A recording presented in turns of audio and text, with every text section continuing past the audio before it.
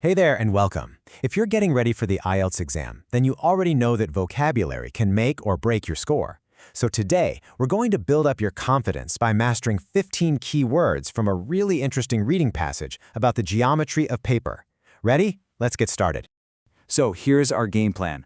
We're going to tackle these words just as they show up in the article. We'll break it all down into 3 easy chunks. First, the main ideas or core concepts. Then we'll get into a pretty cool experiment. And finally, we'll look at the results and what it all means for the future. Okay, first up, our first set of words comes from the very beginning of the article. This is where they lay out the fundamental ideas about origami and how it's used in engineering.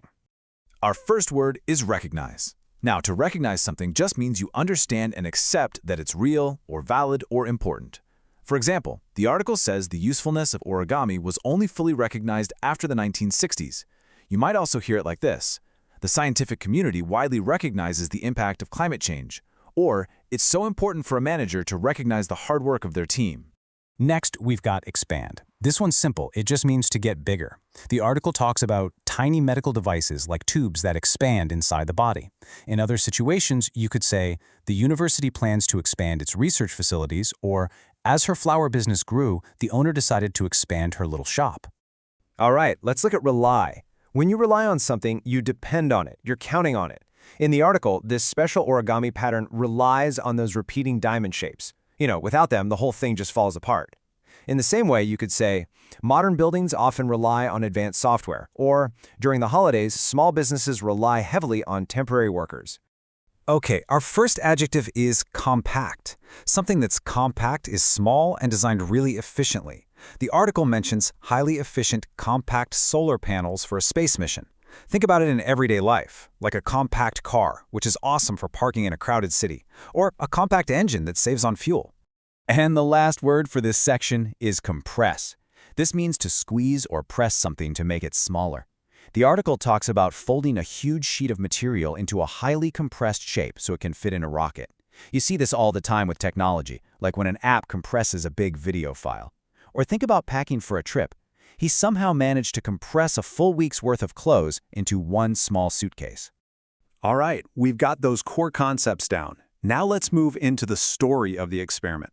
This next set of words is all about a student's really fascinating research and how he set everything up. So this brings us to the word inspire. When you inspire someone, you give them a creative spark, an idea, or the motivation to do something. In our reading, those cool space designs inspired the student, Miles Wu, to start his own project. You could also say, the professor's passionate lecture inspired several students. Or maybe, beautiful landscape paintings often inspire my own art. Our next word is sturdy. Sturdy just means strong, solid, and built to last. It's difficult to break. The article mentions that old emergency tents were often sturdy, but Miles wanted to improve on them. You can use it to talk about a bridge held up by sturdy steel beams, or a pair of sturdy hiking boots you'd need for a Rocky Mountain trail. Next up is capable. If you are capable of something, it means you have the ability or the skill to do it. The goal in the article was to make tents that were capable of surviving really bad weather. You could also say, the new computer is capable of processing millions of pieces of data. Or, I need to hire an assistant who is capable of managing a very busy schedule. Next, we have temporary. This one's pretty simple. It means something is only for a short time. It's the exact opposite of permanent. So Wu's lab in his family's living room, it was just a temporary setup. For instance, the city built a temporary bridge while the main one was being repaired. Or, we hired temporary staff to help with the holiday rush. Then we have unique, and that means it's the only one of its kind. Wu didn't just test one design. He came up with 54 unique versions, and each one was different. Just think of a fingerprint. Every single person has a completely unique pattern. Or a shop that sells unique, handmade jewelry that you can't find anywhere else. And our final word for this section is systematically. You can see the word system in there, right? When you do something systematically, you're doing it in an orderly, planned, step-by-step way. Wu didn't just throw stuff on his designs. He systematically added weight to get good, accurate data. You could also say the researchers systematically reviewed thousands of historical documents, or the team worked systematically to clean the entire warehouse. And we're on to our final section. We're in the home stretch now. These last few words are all about the surprising results of the experiment and, the challenges that are still ahead. First up is initially. This is a great word, and it just means at first or in the beginning. The article says that Wu initially thought his design would fail at around 50 pounds, but he was way off.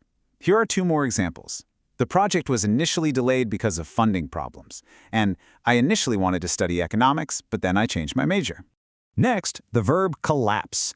This is what happens when something falls down or caves in, usually from too much pressure. Wu was expecting his paper structure to collapse. We can use it for big things, like buildings. The old roof might collapse under all that heavy snow. But we can also use it for things that aren't physical. The negotiations between the 2 companies collapsed when they just couldn't agree on a price. Then we have emphasize. When you emphasize something, you're putting a spotlight on it. You're making it super clear that this part is really, really important. The professor in the article emphasizes a key challenge in this kind of research. Here's how you might see it used. The doctor's report emphasizes the importance of a balanced diet. Or, in a meeting, the director emphasized that customer satisfaction is our top priority. And here we are, our final word, multi-directional. Let's just break it down. Multi means many, right? And directional means, well, directions. So this word describes forces or actions coming from many different directions at the same time. For the shelters to actually work, they have to survive multi-directional forces like wind and rain. For another example, the new microphone has a multi-directional feature that picks up sound from all over the room. And there you go. You've just worked through 15 important words that could definitely show up on your IELTS exam. That is a fantastic step forward in your prep work. You should feel really good about that. Okay, let's do a super quick final review just to lock these words in your brain. I'm going to read them out, and as I do, see if you can remember the definitions. We have recognize, expand, rely, compact, compress, inspire, sturdy, capable, temporary, unique, systematically, initially, collapse, emphasize, and multidirectional. So, you're feeling more confident with these words, which is great. But, are you ready for a pro tip? Something that can really give your score a boost on exam day? In our next explainer, we're going to dive into a seriously powerful skill, using context clues. I'm going to show you how to figure out the meaning of words you have never seen before, right there in the middle of the test, and you won't need a dictionary. Trust me, it is an absolute game changer. So be sure to look out for that one.